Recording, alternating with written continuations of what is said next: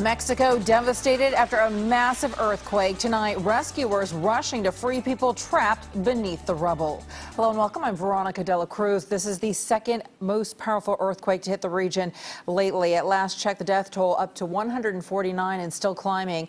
The epicenter was in Puebla, that is 76 miles southeast of Mexico City, and the mayor says rescue operations are now underway. So far, 50 to 60 people have been pulled from the rubble. KPIX Vazquez keeping track of it from the newsroom tonight. Joe? Veronica, this is just the beginning of a desperate situation in Mexico. Right now, a frantic search is underway for survivors. It is continuing throughout the night, and these images of mass destruction are just unbelievable. Surveillance video in what appears to be a shopping mall shows the moment of the quake. These two decide to run to an open space, but then watch this. Debris begins to fall from the ceiling, including this huge slab of glass. They barely escape with their lives. The powerful earthquake destroyed at least 24 buildings like this one in Mexico City, down to their foundations. This one didn't fall right away, but watch the building begin to buckle and then pancake collapse onto itself.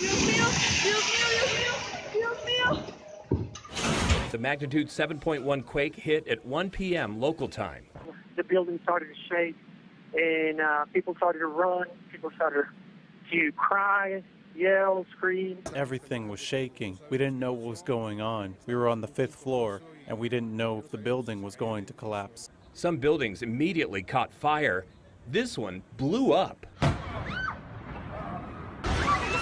Too many to count are still trapped in the rubble. We are getting word that there are dozens of children trapped in a school which collapsed. There are rescue workers there and just ordinary people, neighbors coming out on the street digging. Tonight, some glimmers of hope as loved ones are being pulled out alive, and that includes some family pets.